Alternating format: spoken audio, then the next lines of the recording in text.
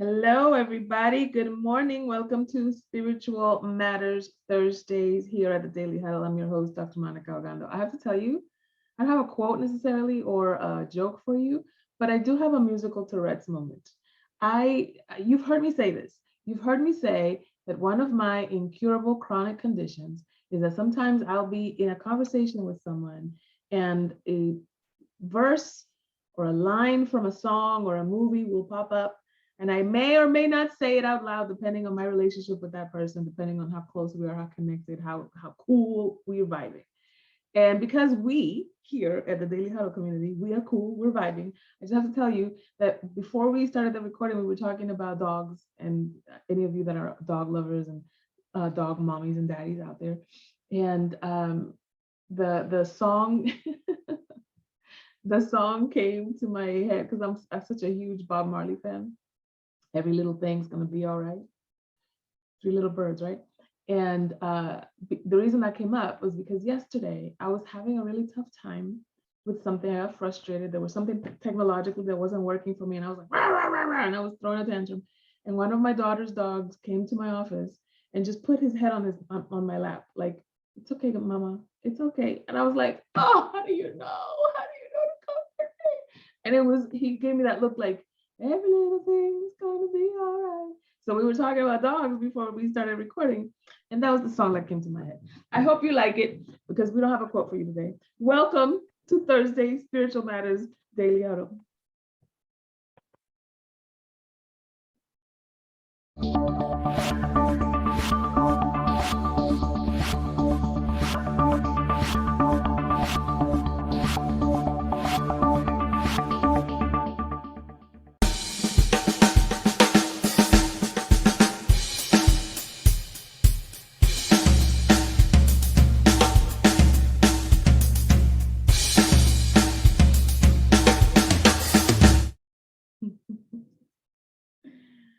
Buenos dias. Good morning. Bonjour. Welcome. Buenos dias. Good morning. That's my song. Everything is gonna be all right. Ever. I love it. So listen, we have this practice in the Daily Huddle where we get really grounded in the present moment. So Carmen, how are you, and who are you? What are you thankful for? Oh, I'm in the present, always. I love it. And I'm happy and blessed, so blessed for the word of God. Awesome, awesome, awesome. I'm happy you're here. Rashida, where are you? And who are you going to hug today? I am right here, right now, with my Daily Huddle family. And who I'm going to hug today?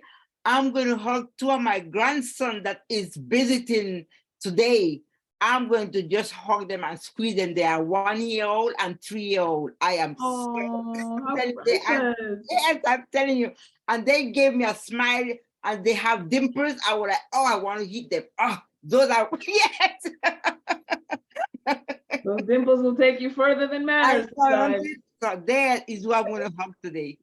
Awesome. Good stuff. Chase, my friend, good to see you. Grand Rising Queen. Grand Rising to you as well. What time is it, Chase? The time is now. Can't get away from it. Can't run forward or back or up around. It is right now. Yes, and the time right now is right now. And the time right now is right now. Correct. Missed it. It's now again. It's now again. Right. You know, I love the fact that we're going to be talking about the topic for today. The topic today is, how do I begin deepening my spiritual journey?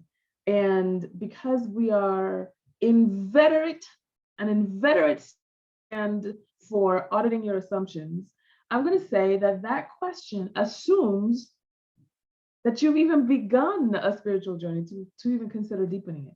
So I want you to put a 1 in the chat if what you want is to start a spiritual journey, and a 2 in the chat if you're already on it and you just want to deepen it. Okay, that's the question right now. In the chat, a 1 if you are beginning it, so to speak, and 2 if you are already on it and you just want to deepen it. Okay. So most of us are saying twos, which means you are in some way, shape, or form already in a spiritual journey and you want to deepen it. So that helps me to curate what I'm about to share with you. So one of the common denominators that people who are committed to a spiritual journey have is that eventually you get to a point that it feels like a ceiling. It feels like, I don't know enough, or I haven't done enough, or some of your doubts begin to be confronted and so forth. There are some assumptions that you've made. There's a way of being. Perhaps you've followed a particular tradition and you're like, okay, this doesn't make sense anymore. And you begin to explore what are some of the ways in which I've been making assumptions, or the ways that I've made a mistake, or I've had the wrong information, and now I have to craft my own space, my own spiritual journey. So step number one that I want you to take is to reflect on those doubts, reflect on those questions, reflect on those assumptions. Take some time to explore, are there specific beliefs or practices that you're struggling with that don't make sense to you? Are there unanswered questions or conflicts in your worldview? Write those down, articulate them so that you can get to the root of the matter. Like, what is the actual contradiction or paradox, or the thing that doesn't make sense to you, or the double standard that you're grappling with, or whatever, because by understanding the root of those doubts or those questions or those assumptions, you can start to address them more effectively. Step number two, explore different beliefs. Read books, attend lectures, visit places of worship that are different than yours. Go see what an ashram is like. Go see what, how do you relate to an imam in the Muslim religion? How do you relate to, a teacher in the Hindu religion? Attend darshan. Darshan is kind of like Sunday service for him. So when you explore different beliefs and different traditions, you'll begin to see, one, this is my comparative religions degree coming out, you'll start to see, one, the commonalities, the cultural influences on some of those spiritual traditions that maybe when you were in just one line of spiritual tradition, you thought this was the way that it is and this is the way we do it. And then when you explore others, you're like, oh, this is the way everybody does it. It's just that we use this color, or we use these words, or we use these prayers, or we use this tradition, etc. But the theme of it, the spirit of it is the same, and you'll start to see some commonalities and some differences too, right? And then in that place of differences, you can start to see the things that resonate with you the most. Then the third thing that I want you to do is to practice mindfulness. And that is just something that Chase presents for us today, is just the time is now. Mindfulness meditation is a great way to explore your inner self and connect with your spirituality, but still help you become more aware of the present moment, of the present surroundings, of your thoughts, your emotions, your physical sensations, to cultivate a sense of inner peace. It's like you are in the eye of the storm. I don't know if you've ever seen a physical representation of a hurricane, for example, but the hurricane, even though there's a lot of chaos around, and a lot of wind and a lot of water and a lot of mess, etc., in the center of it, complete and total peace. And in that way, that's kind of like what our lives look like or feel like sometimes, yeah? So that's the third step, is to practice mindfulness. And then the fourth step that I'm going to give you is to seek guidance. Seek guidance from someone that you trust, who has knowledge and experience in spirituality or in religion, that could help you grapple with some of your questions. This could be a spiritual or a religious leader. It could be a spiritual teacher or mentor or a friend who has gone through a similar experience that you can ask, for their experiences and their take on certain things. I certainly, some of those conversations that Sorel and I have, that Gio and I have, circle around that. But the ability, the possibility that opens up is one of the things that we sometimes ignore in this society, which is that for as long as human beings have had documented and sometimes undocumented history, we learn through modeling and we learn in community. Modeling and community.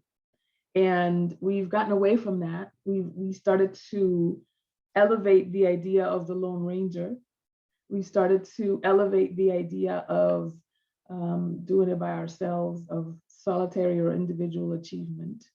And I'm going to make an assertion that the reason we tend to isolate when things get tough is not because that is a natural behavior.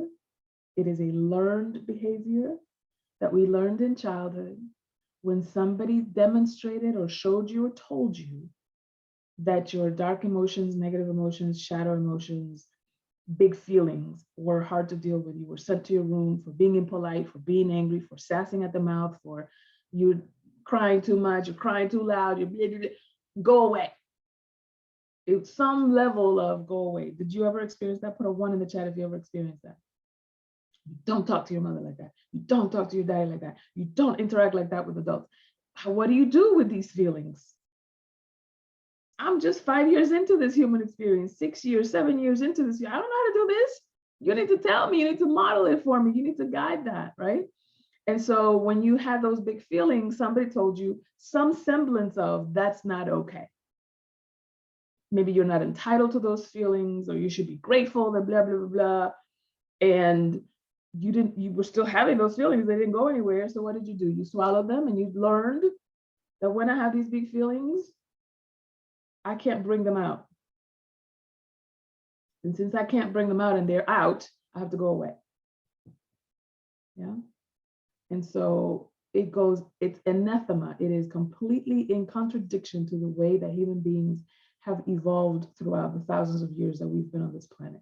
We evolve by learning through modeling and community. And so when we create a sacred space like this, like what we have in the Daily Huddle, and we share our experiences, we talk back and forth, we communicate, we exchange ideas, etc., we walk away even better than when we came to the space. And maybe not better in the sense of like, I now have an answer. Sometimes walking away better means I have deeper questions.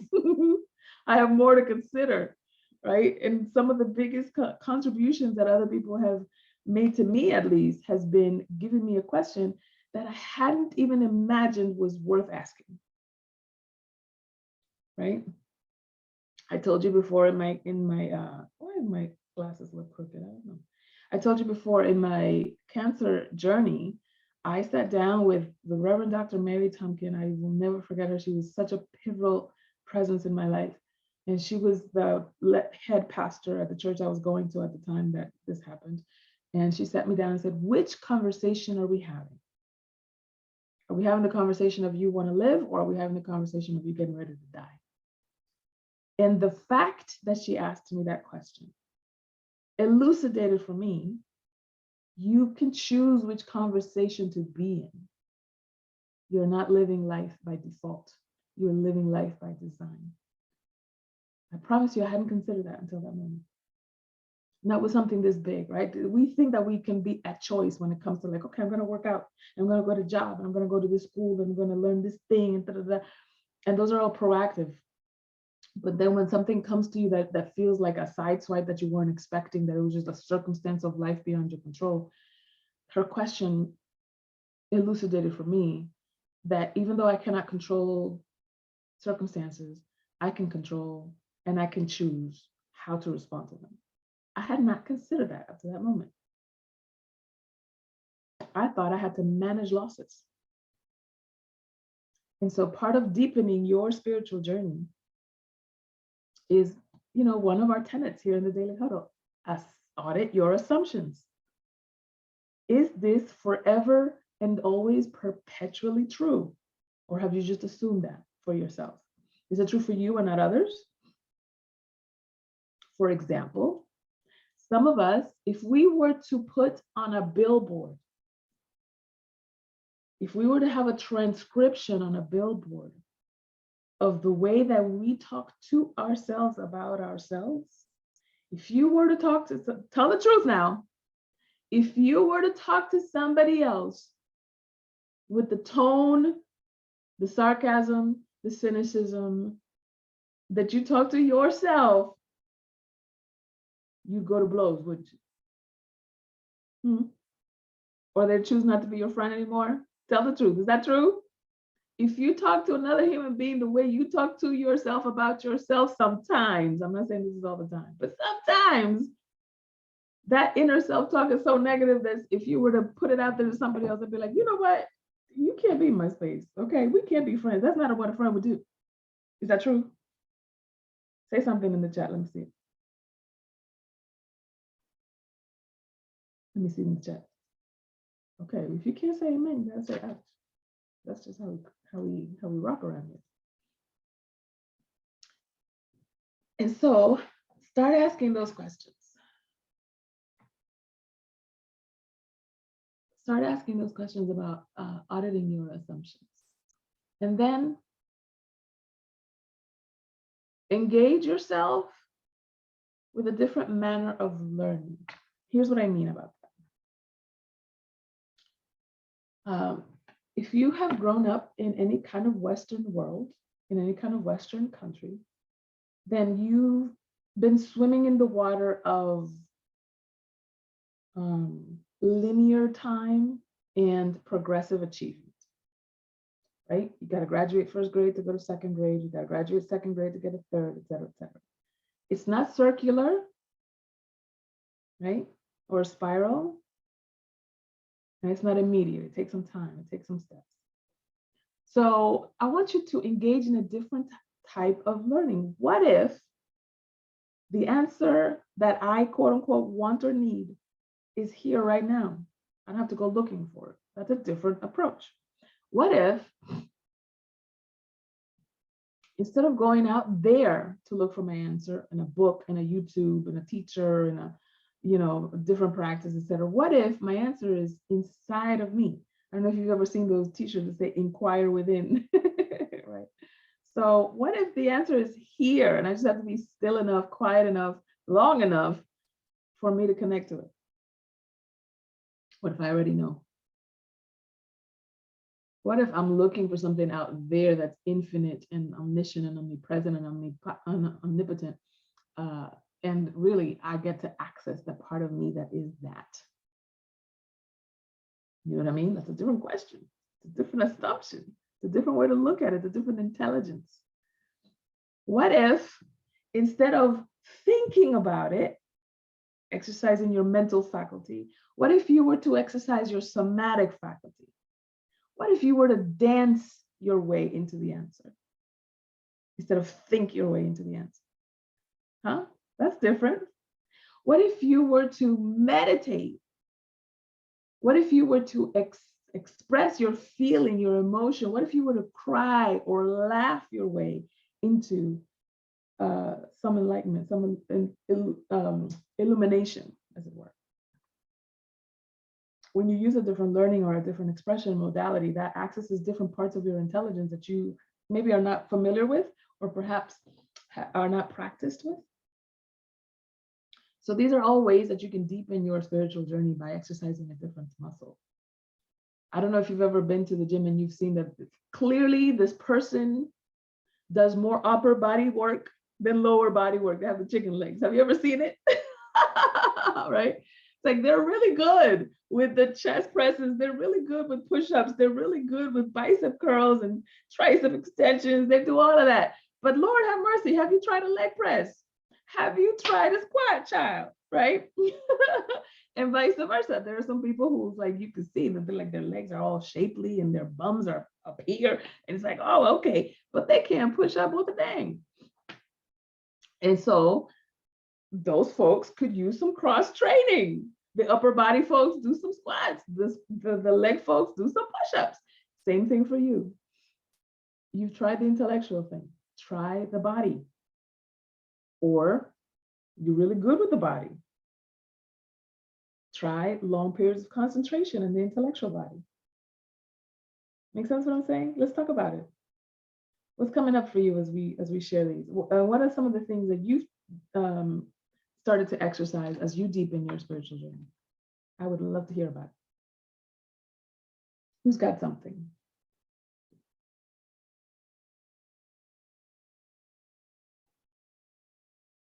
Good morning, good morning. Good morning. Oh, thank you so much, my dear sister.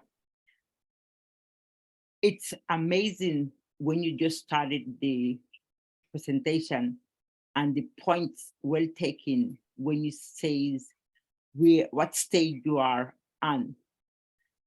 I've been to, and I am in a spirituality in my own persona. And trust me, every morning when I wake up and I do my deep meditation and my deep breathing, I always have that gratitude to be awakened this present moment, and also being thankful for just being here. And this is a practice that I've been practicing. It's I cannot even put a date on it. And why is because I am grateful, I'm thankful, and I ask for forgiveness for not being grateful. Listen to what I'm saying. I'm asking for forgiveness.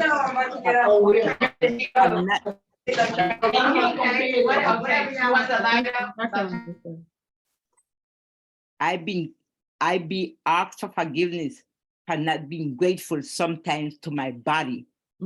I acknowledge my body. I take care of my body like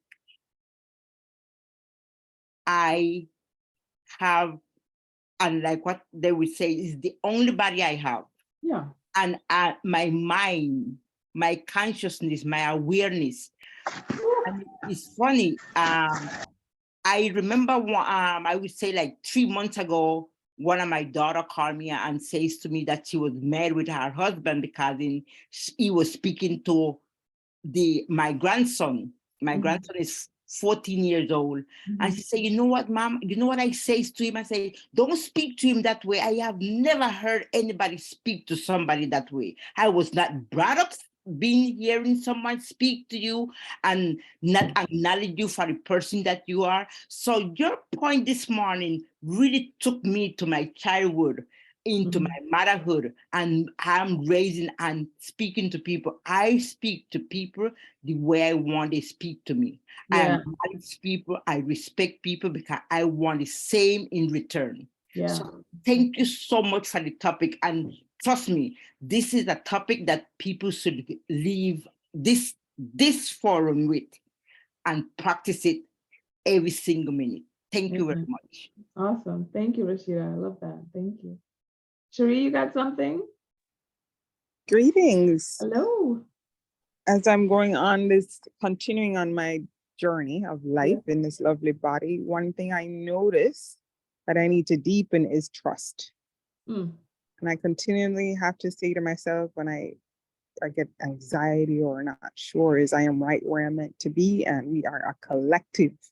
Even if I don't, what my expectation of where I'll be when I need to be there, if it doesn't work out that way, just I have to trust that I'm right where I am, right where I need to be, and that somebody else is there, physically, spiritually, in whatever form, that the collective is there too. We're right where they need to be. Yeah. Yeah, good stuff. That's good. Thank you for that. Ronald, you got something?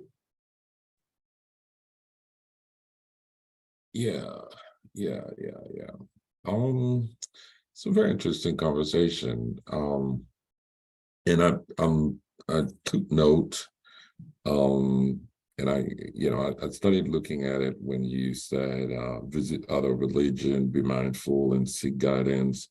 And I didn't catch up the first one, but one thing I'm battling with, I have started a prayer group.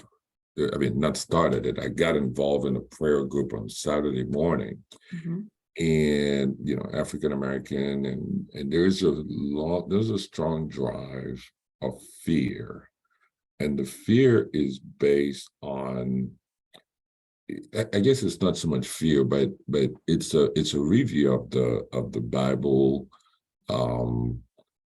But I feel there is a very strong connection of victimization. Like, we are African American, we got to do this, we got to do that. So there is this constant presence of fear. But like, this conversation that you're bringing up now is more open, and is more open to my spirituality. It's opened up my spirituality a lot stronger. So I'm kind of about, okay, yes, I visited this guys, I'm with these guys, but I'm feeling this fear in this conversation, like not so much fear, but this victimization self there. And I was like, I don't want to hang out there. And this is like, and I'm receiving a regular note, with Bible verse and so on and so forth. And it also driven with the same, thought of being victim. If we don't do this, we're going to get this, and so forth and so on. So which is not jamming well with my spiritual. So I'm kind of ready to quit. So I'm just thinking I'm happy that you mentioned this, Ronald, because I'm trying to see your point on this. Well, because it's important to understand the phases that we go through in our consciousness. In the human life cycle, when you're little, when you're a child, when you're an infant, the way that you relate to mom and dad is you got to do what you're told, otherwise you get in trouble, right? Or you've got to do what they say, otherwise you won't get loved, or you won't be the favorite, or you won't get, your ice cream at the end of dinner, or whatever the case may be. So there's like this pull for, I'm doing this so that I'll be loved. I'm doing this so I'll be a good girl. I'm doing this so that I can be approved, or so that I get my reward, or so that I can avoid punishment. But that same child, 50 years from there, when they're the adult and their father or their mother is elderly, doesn't interact with their parent in the same way. I'm no longer needing your approval. Now we're equal, we're both adults. And yes, there's a deference, yes, there's a respect because you are my parent. But at the end of the day, I'm grown, right? And it's the same thing that happens in how we mature in our relationship to the divine.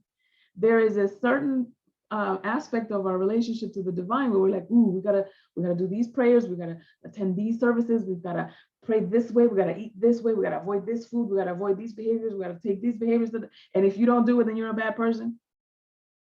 And you'll get punished, and you'll end up here and you'll end up there. And there's like this avoid punishment, seek approval energy to that level. But 5-year-olds do that all the time. And it's okay to be a 5-year-old in your spiritual maturity. And you can be a 5-year-old in your spiritual maturity for as long as you need to be. Nobody's rushing you out of that, right? Eventually you get to the point where the crisis of faith, or with deeper exposure or whatever, where you become an adolescent. And you're running, mom and dad are away for the weekend, and you throw a party and you're like, ooh, who's gonna help me clean this up? And you learn the law of consequences. And by living your life, you're like, okay, I'm going to make decisions because of who I am and who I want to be, not because there's some big daddy in the sky that's going to punish me if I don't.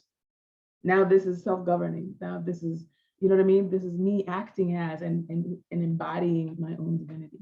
And so I salute you for being open and exploring, those different phases, different communities and so forth, and to understand what meshes with you, what speaks to you, what resonates with you, and what doesn't.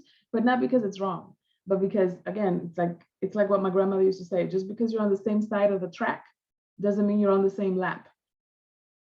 And sometimes we come across some people that we just happen to be in the same side of the track, but that's not the same lap. You might be in your 7th lap and they might be in the 1st. And so we've got to give grace for that. So thank you for that. That was awesome. Good stuff. All right. We have, I'm going to take one more.